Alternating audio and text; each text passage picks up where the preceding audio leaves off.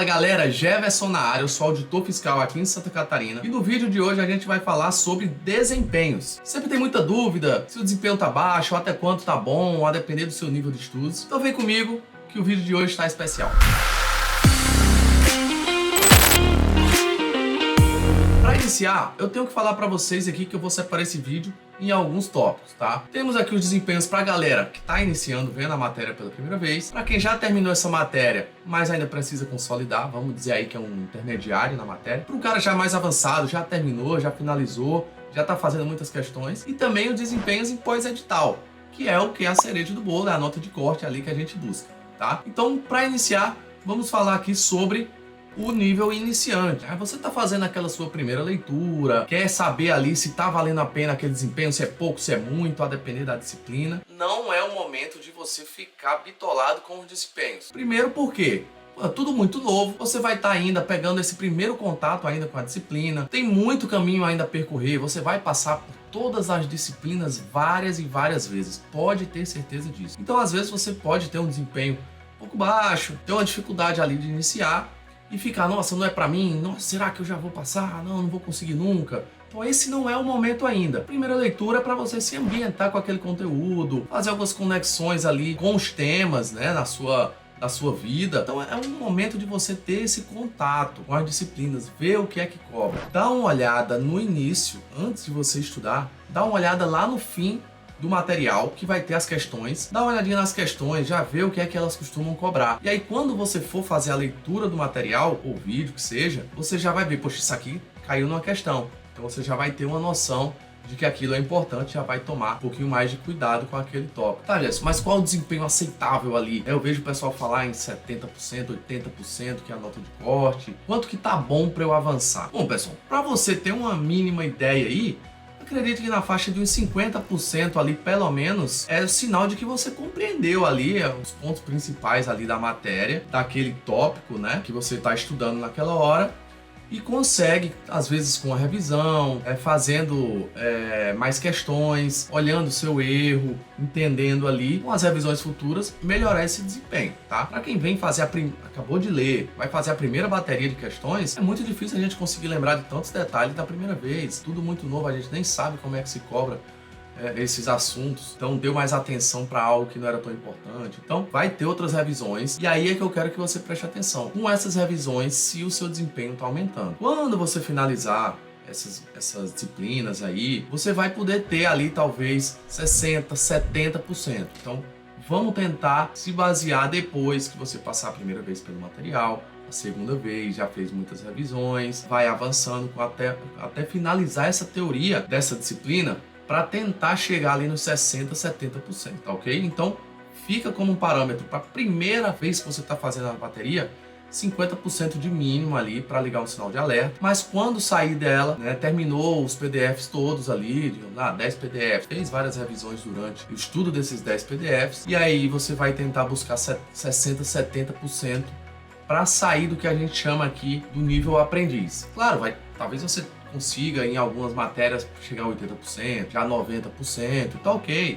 E esses desempenhos eles oscilam também, porque à medida que você avança, você vai esquecendo de conteúdos anteriores. Começa a misturar um assunto de uma matéria com de outra. Então esses desempenhos, puxa, eu tava com 80% aqui, agora eu tô com 70%. Isso vai oscilar bastante durante a sua trajetória. Tenta sempre olhar o que é que você tá errando, melhorar seu material de revisão ali, que é isso que vai fazer com que lá na frente esse conteúdo esteja mais consolidado. Bom, passado do iniciante aqui, a gente vai para o intermediário, que é o cara que finalizou ali a teoria, fez todas as revisões, já fez algumas questões dos materiais que ele está trabalhando e agora vai começar a fazer questões, um site de questões misturando vários assuntos de vários conteúdos de PDFs, né, diferentes, de várias aulas diferentes. E aí que começa a embolar a coisa. Por isso que é aí que a gente vai fazer como acontece na prova.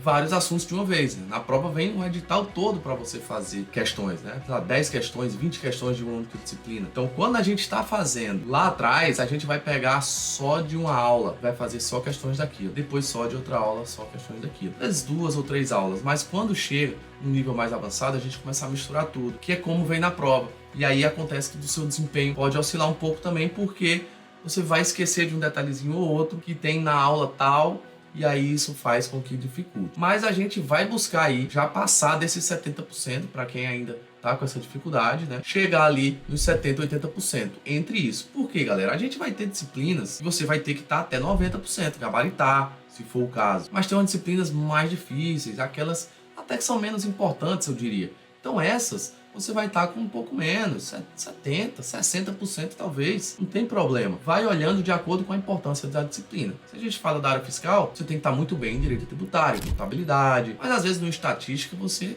pode estar um pouco mais para baixo aí, principalmente nesse nível aí iniciante, intermediário. Agora vamos para o nível avançado. Aqui a gente já vai tentar, tá? Não vai dizer que é obrigatório, a gente vai tentar atingir como meta 80%. E aí você vai ficar, 80% em todas eu não consigo. Tudo bem, não tem problema. Mas a gente tem que tentar chegar nesse nível, tá? Esse fica como um bom parâmetro aí para você. Por quê? Porque a nota de corte dos concursos costumam ser daí para cima. Então, quando a gente se baseia em 80%, a gente consegue ter essa noção se a gente tem muita lacuna ou não, até para a gente identificar esses pontos fracos e naquela matéria que vale mais a pena a gente se dedicar, né, para melhorar. E a gente chega no último ponto, que é o nível de pós-edital. E aí eu vou usar aquele exemplinho que tem, né? O cara tá na floresta, na selva lá, tem dois amigos lá na selva, e aí o leão começa a correr atrás dos dois. Será que você precisa correr muito? Não, na verdade você só precisa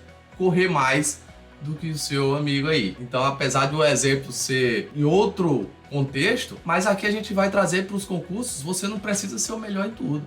Você precisa ser melhor do que os seus concorrentes. E aqui na Guruja a gente tem uma ferramenta espetacular que é o desempenho comparativo. Então, quando a gente está aqui fazendo um pós-edital, as baterias de questões relacionadas aos assuntos, a gente consegue comparar os concurseiros e você consegue se comparar também. Você tem acesso a essas informações. Então, você consegue meta a meta, bateria a bateria de questões, saber se seu desempenho está acima ou está abaixo. Então, se está 70% e você está acima da média, tá show. Isso é o que importa. A gente está no pós-edital. Nosso parâmetro é alto aqui. Então, às vezes, as baterias também são mais difíceis. E só para você ter uma ideia, a gente teve agora os 3 primeiros colocados no Cefaz Acre e todos eles estavam muito próximos aqui das resoluções de questões, tanto em casa quanto na prova.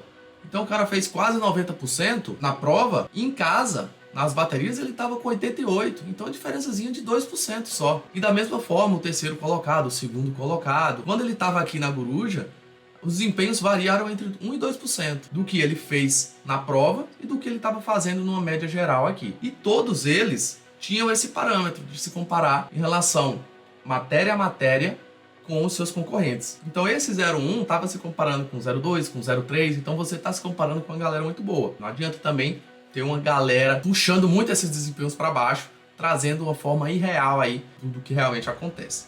Tá? Então, em pós-edital é isso. Não vou dizer para você que você tem que estar 90%, 70%, 80%. Você tem que estar acima dos seus concorrentes, certo? Por quê? Porque quando a gente tem um edital, a gente já tem o tempo até a prova, a gente já tem a banca, a gente já tem o conteúdo delimitado. Então, a gente já tem tudo. Essa variabilidade fica muito menor. A gente já tem tudo mais constante ali.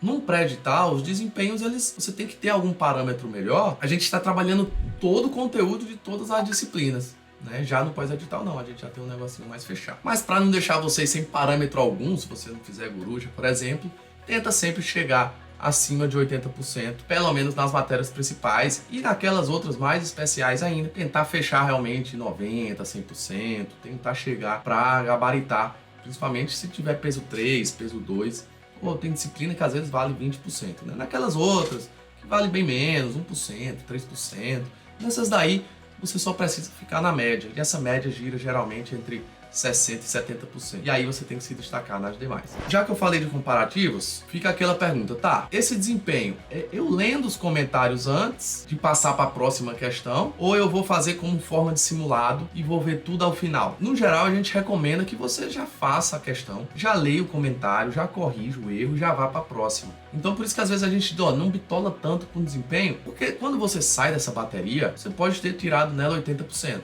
Mas se você fizer exatamente a mesma bateria logo em seguida, você talvez já tire 100%. Qual é a ideia? É que você não repita o mesmo erro. Então, se na prova cair uma questão igual, ou mudando só os valores às vezes, a pegadinha ser um pouquinho diferente, às vezes você vai ter um desempenho bem melhor, que é o que a gente quer, né? Se você fizer uma revisão um dia antes da prova e chegar na prova e gabaritar, show! Ninguém vai para a banca, não vai querer saber se você revisou um dia anterior, um mês atrás, antes de entrar na sala da prova. A banca não quer saber seu desempenho, tá? Então, no geral desse vídeo, espero que você tenha aprendido que não precisa bitolar com desempenhos, que para cada nível você pode ter um parâmetro aí do que você pode fazer e que o mais importante é no pós-edital você também conseguir ter esse comparativo para saber onde você precisa atacar mais, onde você pode liberar um pouquinho mais de tempo, você já tá bem, tá? E não bitolar aí em relação se ver comentário antes, ver comentário depois, ficar nessa noia, porque isso não vai te ajudar aí absolutamente nada. O mais importante de fato é sair da bateria de questões, entenda seus erros e vá para uma próxima para que você não repita esse mesmo erro. Assim, você vai conseguir evoluir seu desempenho até chegar no ponto que você vai ser aprovado e vai ser aí também um servidor público. Espero que você tenha gostado desse vídeo. Se te ajudou de alguma forma, comenta aqui, deixa o seu like, ajuda demais o nosso trabalho, ajuda demais aqui a gente divulgar o nosso conteúdo e dá sugestões de vídeos aqui pra gente fazer também. Bons estudos e até o próximo vídeo.